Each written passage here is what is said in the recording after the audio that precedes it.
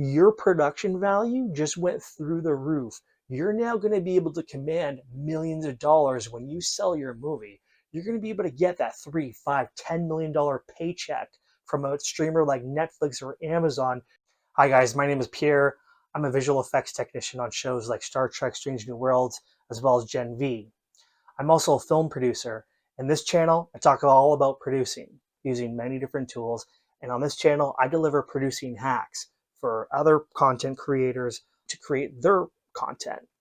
In today's episode, I wanted to talk about something that's been going on, rumbling behind the scenes right now, and that is one of the other major changes that are happening aside from technology, which is the distribution models in film, particularly indie film. With the advent of all these streamers coming up online and now scaling their production slates back, especially after the writer strikes and the actor strikes, in 2 to 3 years, there's going to be an all-out war and contest and race for streamers, platforms of all different types, especially the large ones, broadcasters, as well as major studios are all going to be in the business of acquiring content, as much content as they can, like it was during COVID when productions were exploding everywhere and they're all producing their own content. This time it'll be different in the way that they're going to try to acquire it. Why? Because they all want those many gems that are going to cause people to sign up for their subscriptions and stay there. Now it's going to flip to they just want to buy the finished product, which makes our jobs as indie producers really, really great. It's a really great time to become a producer. So if you want to take that risk, you want to make that movie, it's going to become far more realistic in the next few years to be able to make a high production value movie under $150,000 using all the great tools that are available to us today and not need a movie star and still be able to sell it for 2, 3, 5, $10 million, if not more, to a large streamer. Mark my words, this will be possible. But again, it all comes down to the product that you make, because they're not producing as much as they used to, and the only way that they get new subscribers is by producing or acquiring as much content as they can. So in this episode, I want to talk about some of the things that you can do to get at the forefront of the wave that's going to be happening over the next 2 to 3 years. If you're an indie producer, you don't need a movie star. You don't need tens of millions of dollars. You'll be able to make a good high production value movie with a great script, great cast, great talent, great producing skills, great locations, great use of software, and be able to do that for a micro budget. I'm talking about less than maybe $150,000, $200,000, somewhere in that range, maybe even less, and be able to sell it to a large streamer easy for them because they have the money for it. And if you have the goods and you make the product, you'll be able to make the sale because they're going to be looking for those movies soon. So in this episode, I want to talk about some of the things that you can do to prepare for that, how to increase your production value and make the most of your product so that your product really stands out and you can sell your movie for 5, 10, if not more, millions of dollars. So let's get to it.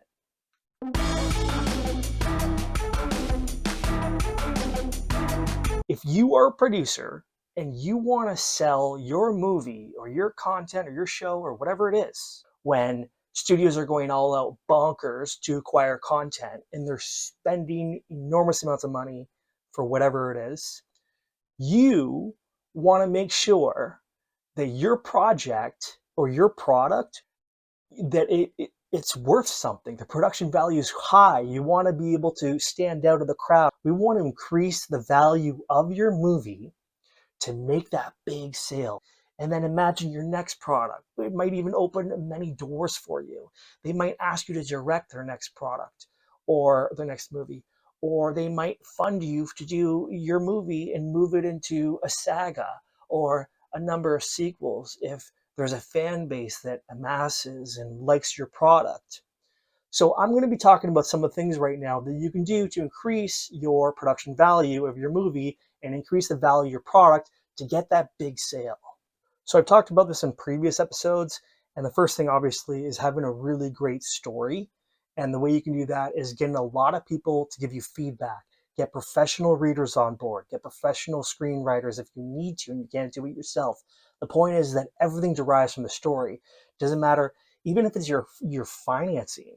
If you're applying for grants, if you're applying for tax credits in some particular country, or if you're investing yourself or you're getting other people to invest with you, it all comes down to story. So you want to get that one down pat. So the next thing on the list of how to increase your production value is great actors. So I know a lot of people think, oh, maybe I can get an actor for free or a bunch of actors for free. I don't recommend that you do that because it's not really fair that somebody who's going to sign off an actor, if you put it in their perspective, I mean, when they're coming to the shoot and say they're doing like it's a 20-day, 25-day shoot to film this entire movie. Well, let's say we get them on board to come and film that. They're pretty much signing off the rights, where once we have those rights and the movie's made or it's in the can, so to speak, we can go out and sell it and they're not getting anything. And it doesn't feel right if we're going to make money off of it and they get nothing. So what I recommend is you just buy out the actor like most productions do, which is pay them. So I don't recommend that you make a production and you don't pay your actors. So I think the industry minimum for a non-union actor is something like $150 or $160 a day.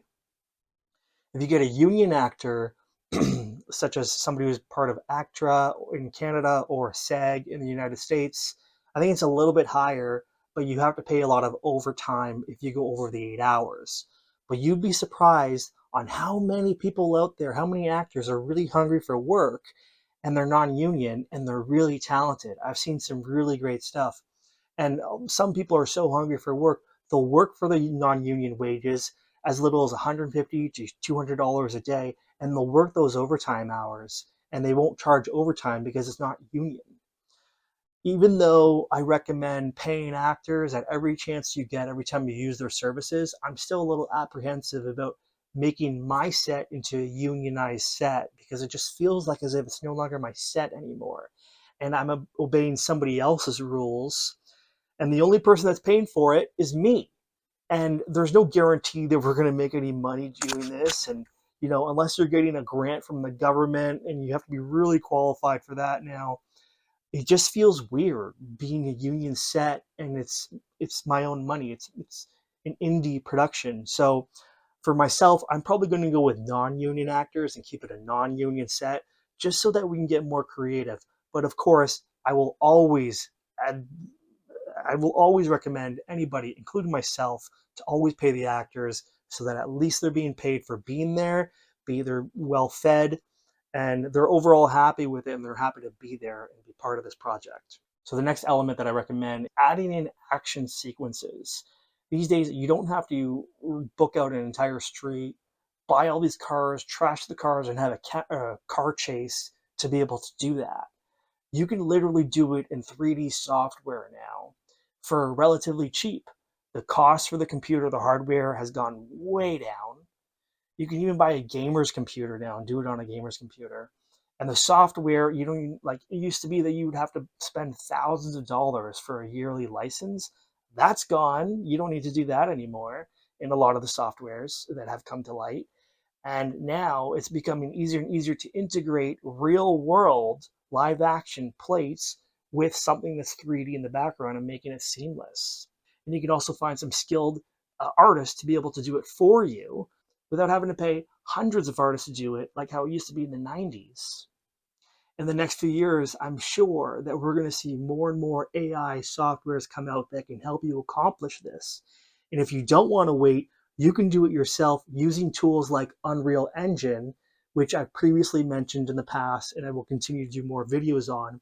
You can do it yourself in Unreal Engine for relatively inexpensive and learn it pretty quickly now. And adding in these action sequences, 3D environments, 3D worlds can make your whole production look like $1 million production very quickly and increase the value of your product. So the other element of increasing your product to a high production value to be able to get the most bang for your buck would be premium, spectacular AAA locations. So even though there's a lot that could be done in a software like Unreal Engine, or a lot that AI can do, however, it's very challenging to get full control of AI. But let's say, for instance, you're going to stick to the traditional visual effects or 3D softwares, but Houdini or Unreal Engine, let's say. Even if you use those softwares and you have all of your actors in the middle of a room surrounded by a green screen, there's still limits on what we can do with that. And you're still going to need real locations. Here's why. Let's say, for example, we're in a base or a command center, and there's actors that are all talking amongst one another. And let's say they're in front of their computers, or they're looking at surveillance stations, or they're looking out the window and monsters are coming to attack. Whatever it might be, there still has to be some form of collisions and interactions between the set and the actors. So, for example, I'm on this chair right now. There's a desk behind me. All this stuff can be brought into a green screen studio. However, there are some things like this desk looks nothing like a desk that you'd find in a sophisticated high-tech base. You would either have to build it from scratch, somehow find an old relic and convince the audience that this still works, or somehow incorporate that in the story, or you'd have to go and shoot at the base itself. Now, there are a lot of options you have available. If you wanted to find a premium location for your action movie, kind of like mine, I'm in the business of making action movies. If you wanted something like, let's say, you needed to film on a tarmac at a US base, and you needed to be inside the cockpit of a C-17 jet, or you needed to show an actor coming out or touching the buttons within a cockpit. Now, there's lots of different options. You can find a cockpit, I'm sure, somewhere in some studio, but it's unlikely that it's going to be the real thing. If you need an aircraft carrier, or you needed to be in the bridge of an aircraft carrier, or on the surface of an aircraft carrier, those are a lot easier to do. If you wanted to, let's say, if I knocked out this window here and this was a green screen, it doesn't even have to be green, but if I knocked out this whole area, this wall, and I wanted to put a tarmac and then a jet behind me here, like a C-17, that would be relatively easy to do. That's fine. But the minute that you start with collisions and you have actors interacting with a set, things become a lot trickier and more expensive. You either have to build that set, or you have to go and find it. And not every studio that makes props, or that is in the business of renting their studio and has the props that come with it, really has everything you want. So you really have to go out there and seek what you want and find the real deal. So if you wanted to go to some base and you wanted to use the facilities inside where the actors are using as if they're training or something like that, or some really sophisticated airplane, or a B-2 bomber, or if you wanted to go to some location like an observatory for whatever reason, or like a giant telescope, and you see those observatories with the big domes and they're looking for aliens, or the aliens are on their way. I don't know. Whatever it is, if you wanted to get a premium location and you really went out there and you got it, a lot of the times you'll be amazed by how receptive they are to getting a phone call from a producer like us and saying, hey, I'd like to shoot a movie at your location for a few days. Is there any way that I'll be able to do it at any time? I'm open and I'm flexible. You'll be amazed by the response that you get. A lot of these agencies, these governmental agencies, as well as militaries, such as the Army, the Navy, they're all in the business of projecting power. So they want to be in movies. They want to show how their sophisticated power without showing the really confidential stuff. So you'll be surprised by that each one of these departments usually has their own media department that screens calls from guys or people like us, producers like us. There's a whole bunch of different things that they're open to. And that in of itself, if you can arrange your crew, you can get the crew, you can get the actors down there, and you can make the most of this and bring great cinematographers, and you can shoot in a location like that, your production value just went through the roof. You're now going to be able to command millions of dollars when you sell your movie. You're going to be able to get that $3, $5, $10 million paycheck from a streamer like Netflix or Amazon when you have that big location, that premium location in your movie. Getting those locations is another thing. Now, they are open and receptive to it, but there's a few things that you're going to need if you're going to call them up and you're going to actually ask for a PAA. So if you're going to call up any of these agencies and you're going to ask them, hey, I want to come and film my movie there, they're going to take you through the process, and there's usually two different avenues. There's decommissioned equipment, decommissioned bases, and then there's the other side, which is stuff still in service, bases, command centers, equipment, ships, tanks, planes. If you want to get one of these, and they're going to pass along a PAA, which is a production assistance agreement to you, and if they're going to write up an agreement with you where you can go and shoot there for a few days, there's a lot of documents that you're going to need to prove that you're legit. And I'm going to go over some of these things next.